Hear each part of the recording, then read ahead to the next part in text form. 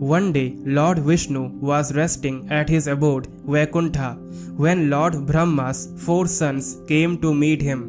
They were stopped at the entrance by 2 guards, Jaya and Vijaya. They did not allow them to enter as their master was resting. Brahma's sons were very angry and cursed Jaya and Vijaya to be born as humans on earth and to leave their godly status. A little while later, Lord Vishnu arrived at the spot and apologized for Jaya and Vijaya's behavior as they were merely doing their duty. So as a compensation, Brahma's sons said that curse would be lifted when Jaya and Vijaya in human forms would meet their death at Lord Vishnu's hands. So Jaya and Vijaya were born as humans on earth. They were named Hiranyakashyapa and Hiranyaksha. When they were born, both the earth and the heaven shook violently. Lord Indra went to Lord Vishnu and said, "At their birth itself there is so much chaos. What will happen when they will grow up?" "Don't worry, Indra," said Lord Vishnu. "I will kill them when the time comes, and no harm will come to anybody." Many years went by and Hiranyaksha became a young man.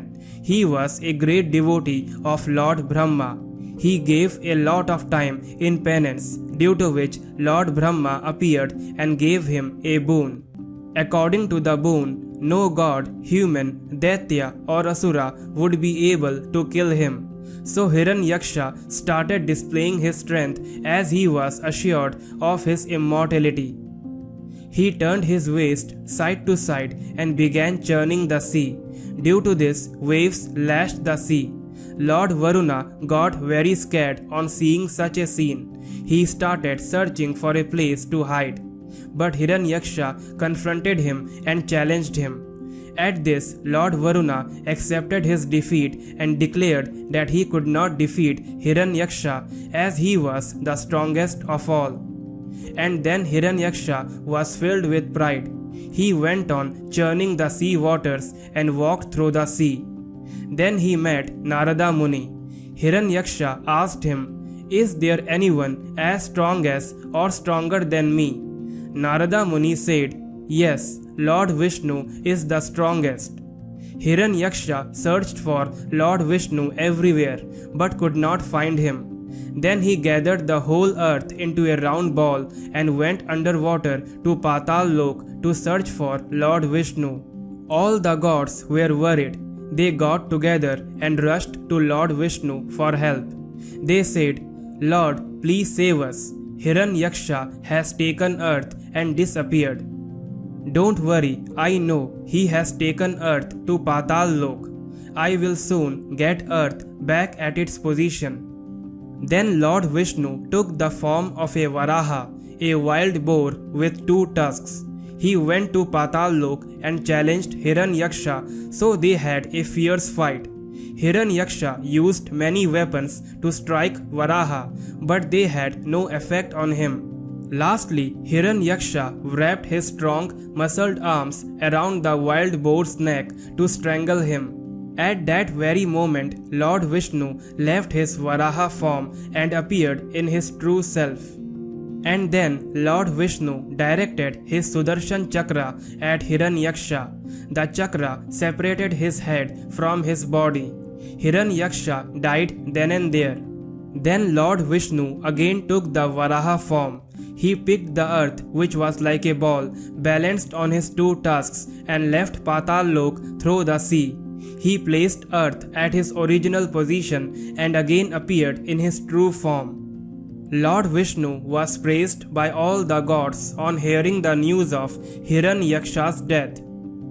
The moral of the story is, when human beings become oblivious of their responsibilities, God Almighty incarnates as Yagya Varaha, symbol of the principle of sacrifice. When our actions become self-oriented and disjointed, truth gets devalued.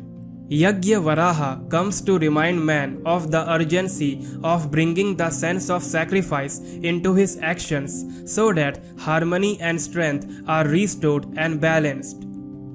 When the side of truth and related values, including natural relationships, become heavily outweighed on the other side with untruth and injustice, when our thoughts, words, and deeds become shallow and superficial, not expressive of deeper levels of our being, the individual, family, and the society suffer.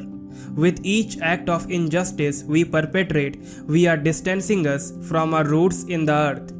When humanity loses its balance, naturally the earth also loses its balance. The net result is a spiritual crisis, as is happening in our generation. Every day we reach deeper into the storehouse of Earth's resources, put more of these resources to use, and generate more waste of every kind in the process. We are living on overdrafts, and our next generation will have nothing to live on or live for. Frustration and anger will be their only inheritance.